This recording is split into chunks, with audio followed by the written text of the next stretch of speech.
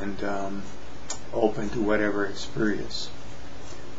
Now, at the time of the earth, there may be visions, helpful visions. Some people see others that have passed before. Some people see Buddhas. There might be visions of Pure Land, foreshadowing of where one might be reborn. This is a very auspicious sign of the Pure Land, seeing the Buddhas to meet you. This is extremely positive. A Westerner might see angels. They might see, even if they're Buddhists, they might see Jesus. It's possible if their subconscious sees the truth that way. Then comes the inner dissolution. What is that? Well, right after the outer dissolution comes clinical death. The person's heart stops beating. They may be pronounced physically dead, and warmth withdraws from the body except for the heart area. And in the case of very advanced practitioners, the heart area might remain warm for a long time. So you can always put your hand slightly above or touch the heart area to check if there's warmth there. One point to be made after clinical death, the Buddhist tradition says the body should remain undisturbed. They say undisturbed up to, I believe, 7 days. However, in a modern hospital or possibly in a hospice, if you die at home, it may be also possible. There are certain mortuaries that know how to handle this. In your community, there may be one that works with Buddhists. The body can be sealed in ice in a casket, in a lead casket, because Westerners, we are very afraid of decomposition of the body. But first, again, as I said, unless the body dies at home, it's very difficult to let the body be undisturbed. So we might make a request to the hospital to leave the body undisturbed for about 45 minutes to an hour. Lama Shenpen thinks in the case of most average practitioners, this is far enough. The time in the Bardo may seem long to us subjectively, but to the outside world it can go extremely fast. So an hour may be sufficient for most practitioners to get through with the process. Again,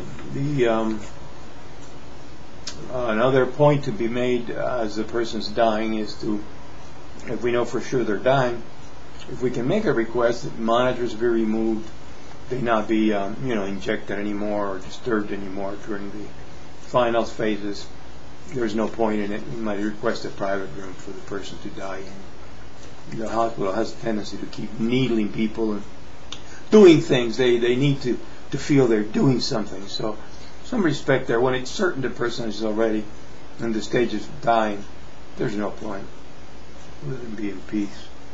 Now, the inner dissolution goes in 3 stages.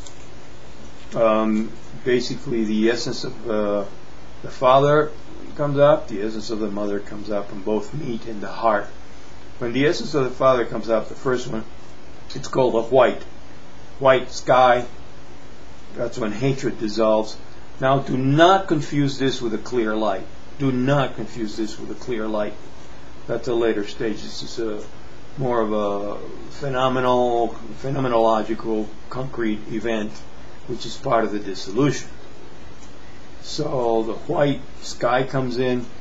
At this time, this hatred dissolves, and there's feelings of comfort and peace. And one point that we might see again, Pure Land, scenes of being welcomed. At this point, still return to life is possible. Bear that in mind. Return to life is possible in the white stage, the white light, not clear light. And Lama Shenpen mentions the near-death experience. We've all heard a lot.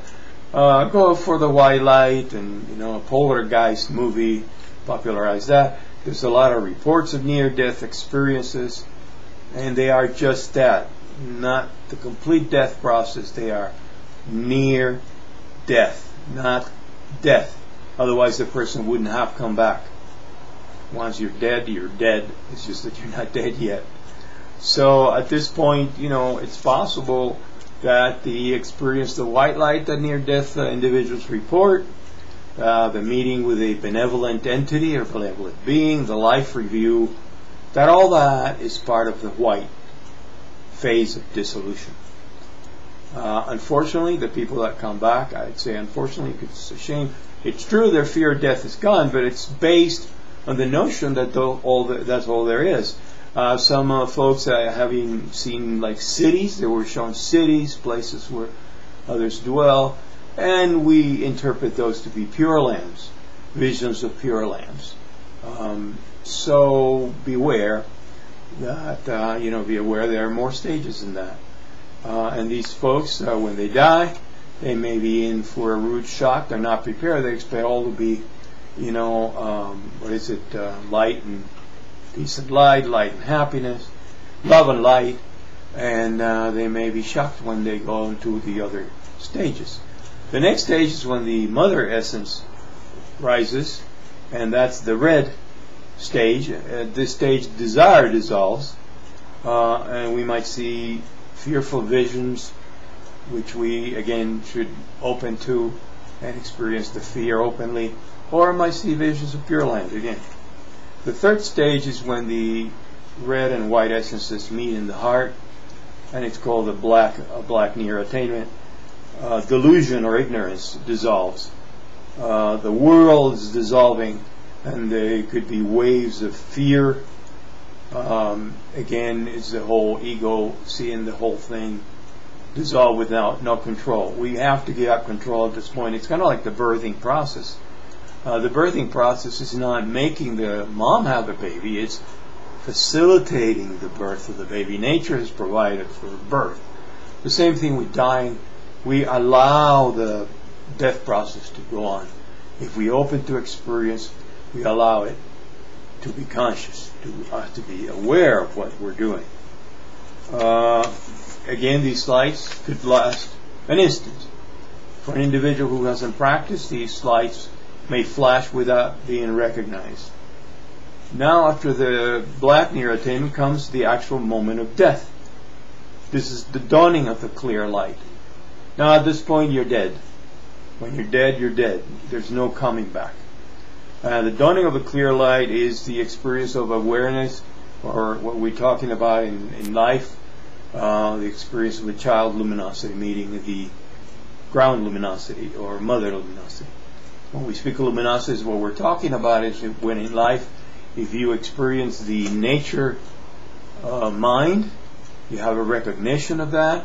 You either have acquired it gradually through study and meditation and pointing out instructions, or have experienced direct introduction. Now, I've been fortunate enough to be exposed to 2 or 3 experiences that where I consider direct introduction.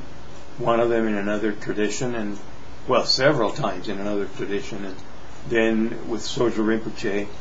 Subsequently, the recognition was clarified with great gratitude to Lama Shempen.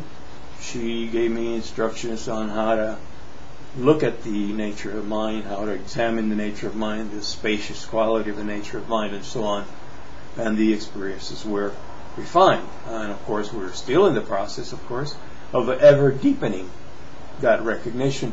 And wherever there's that recognition, even a small amount, at death, then at this stage, at the clear light stage, this recognition is called the child luminosity.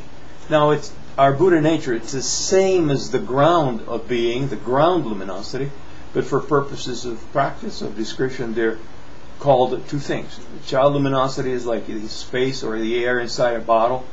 The ground luminosity is like space around. And if the bottle were to break or dissolve, or a cork, now these 2 meet together and become one.